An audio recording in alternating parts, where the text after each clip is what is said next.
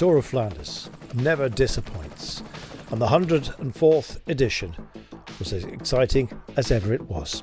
Moved, of course, to the autumn due to COVID, but also slightly shorter and no more to Gerardsbergen, but nonetheless, 3 passages of the Eau de Clermont was something to behold.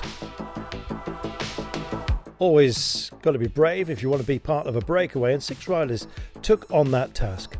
Mulberger from Bora, Van Poppel from Circus Wanty Gobert, Van Hoek from CCC, Van den Bosch from Sport Vlaanderen, along with Battistella from NTT, and Peskins from Bignol Wallonie Brussels. Well, the maximum gap got up to around about the 8-minute mark, the favourites marking each other out. Very, very strong teams here. Strongest of all on paper, it seemed, De Koning Quickstep. The strongest riders individually, Wout van Aert and Mathieu van der Poel. Van Aert found that this race can throw up all kinds of obstacles in your way, and he found himself in a ditch on 2 occasions, but remounted safely after soft landings. You want hard? Well, the climbs here most certainly are.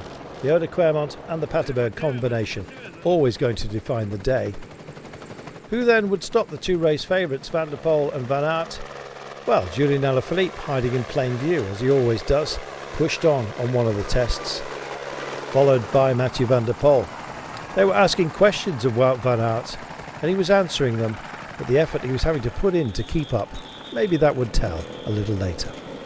The flair of Alaphilippe has been a joy to watch this season, and the world champion looked to be comfortably upsetting the odds within this now trio out front. They pushed on, and Alaphilippe was as good as, if not better than, Van der Poel and Van Aert in the climbs. And then this. Just riding into the back of a moving motorcycle. Just bad fortune, frankly.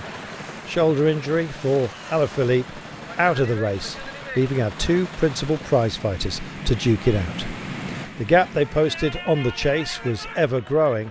It was always going to be minor places for everyone in their wake. The wake-up call had been issued. Well, just like the prize fighters that they are, you can imagine the poster if this had been a boxing match, nose to nose. Well, it was wheel to wheel all the way home. They worked very well together. This pairing that had essentially grown up together in the world of cyclocross found themselves racing for the line. Van der Poel the more explosive, Van Aert coming from behind and alongside, and it looked like the Jumbo-Visma rider would get it at the line. Super response from Mathieu van der Poel. Wasn't sure he'd taken it until he was told that that was the case.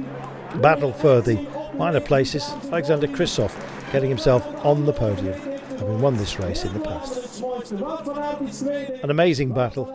The 2 prize fighters indeed did duke it out for the title, and in the end a modest margin it was that went the way of the Dutch champion.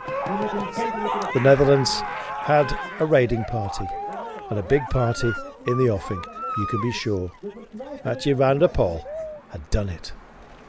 Well, Wout van Aert had a battle with Van der Poel in the press ahead of this, arguing about how and what might have been in Gent-Wevelgem. Van der Poel taking the day ahead of Van Aert. Kristoff in 3rd place, ahead of Turgis, Lampaert, Claes, Nason, Van Baal.